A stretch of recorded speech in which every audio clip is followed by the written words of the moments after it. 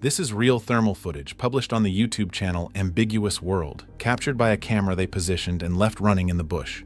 No shaky hands, no blurry blob 100 yards away in the trees.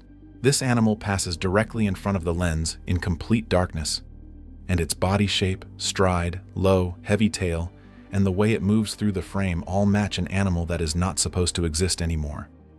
The Tasmanian tiger, the thylacine, officially extinct since 1936. Gone for almost 90 years. Except this footage doesn't seem to have gotten the message. And here's what almost nobody realizes. This animal now has two different ways of coming back from the dead. One is out there in the dark, in footage like this. The other is being built, right now, in a laboratory. And it just got a timeline from the last man on Earth you'd expect to say it out loud.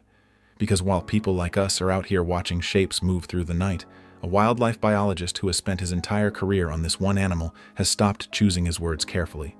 He is now saying, on the record, that a living thylacine could walk the Earth again within a decade. And what his team has already pulled off in the lab is going to change the way you see the footage you just watched.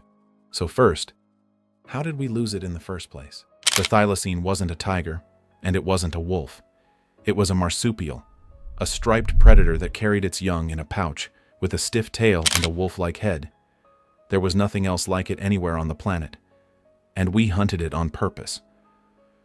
For more than 20 years, the Tasmanian government paid farmers a cash bounty for every thylacine they killed, shot, trapped, poisoned, handed in one body at a time, until the last known thylacine died alone in a Hobart zoo in 1936, and when it was gone, Australia locked in a record it still holds today, the worst mammal extinction rate on the entire planet. Not one of the worst. The worst.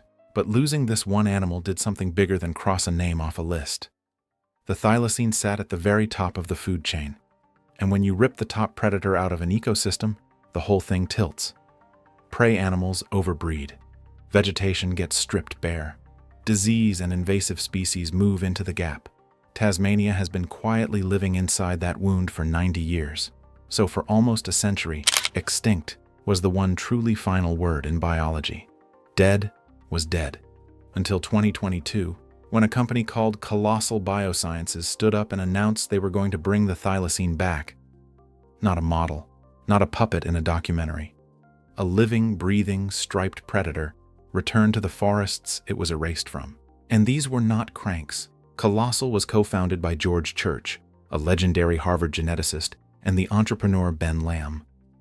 The science was handed to Professor Andrew Pask, a marsupial biologist at the University of Melbourne who had already spent years quietly sequencing the thylacine's genome, and Pask made an argument that stopped people. The thylacine, he said, is almost the perfect candidate to bring back. It went extinct recently, so the DNA isn't hopelessly destroyed, its prey still exists, its habitat still stands, the hole in the ecosystem is still open, which means, in theory, you could still fill it. Most of the scientific world rolled its eyes.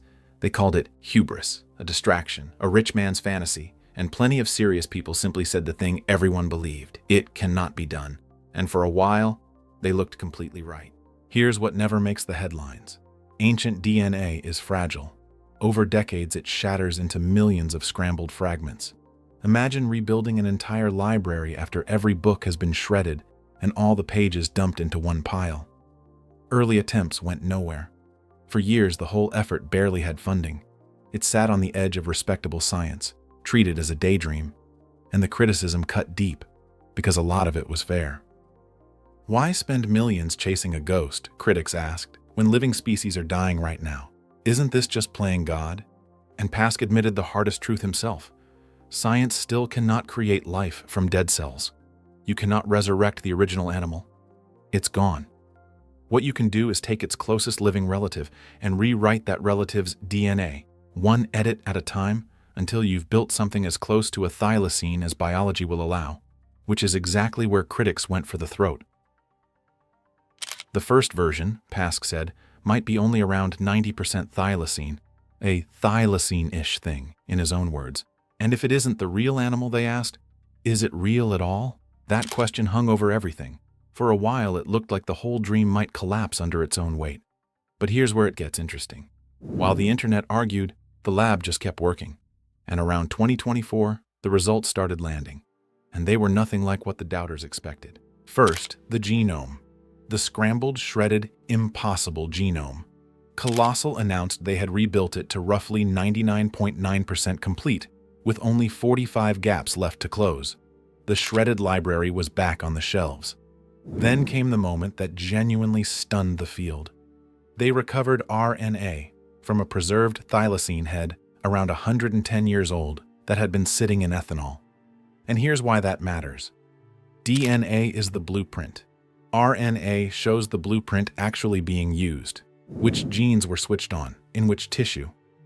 From that single ancient head, researchers could begin reconstructing how this animal saw the world, how it smelled, how it tasted.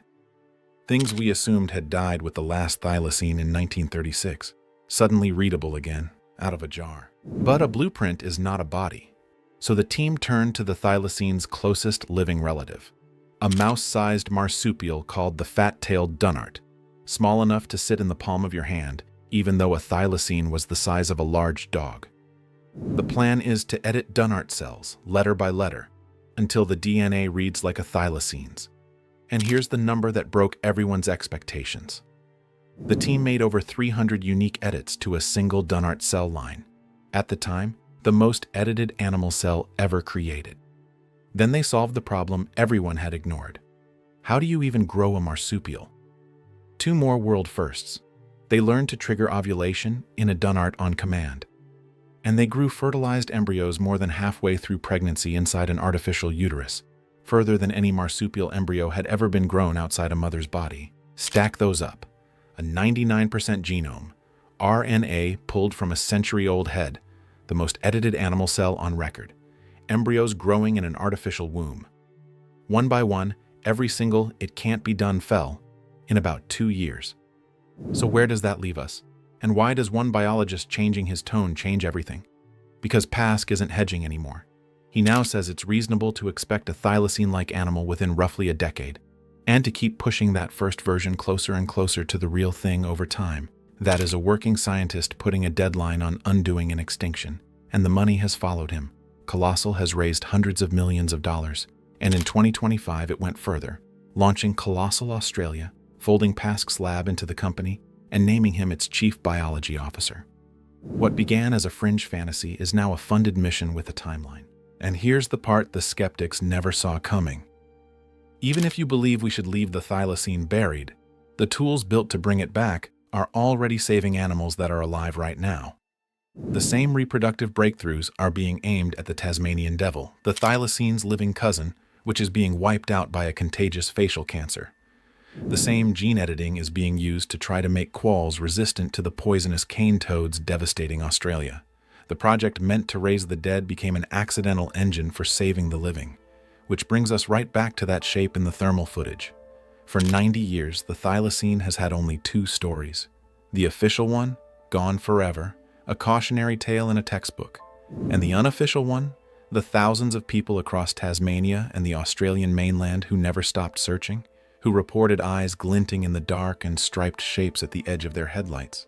And let me be completely straight with you, because that's how we do it here. None of those sightings has ever been scientifically confirmed. Not one clip, not one photo, not even ours. What you saw at the start is compelling, and it is still unproven. I'm not going to tell you it's a thylacine. I'm going to tell you it's a question that refuses to die, because now there's a third story. Not a ghost in the dark, a living animal, rebuilt from a jar, a genome, and 300 edits, walking back into a forest that's been missing its predator for a century. One road runs through the bush, the other runs through a lab, and for the first time in 90 years, neither one of them ends with the word extinct. So here's what I want to know from you. If a thylacine walks out of a Tasmanian forest 10 years from now, 99% rebuilt in a lab, do you call that a Tasmanian tiger? Or is it something brand new, just wearing the stripes of the ghost we lost? And if we really can undo extinction, does that make us the species that finally learned to repair its own damage? Or the one that stops being careful, because deep down, we now believe we can always hit undo? Tell me in the comments. I read them, because the animal in that footage was never quite as gone as they told us. And on this channel, we are not done looking.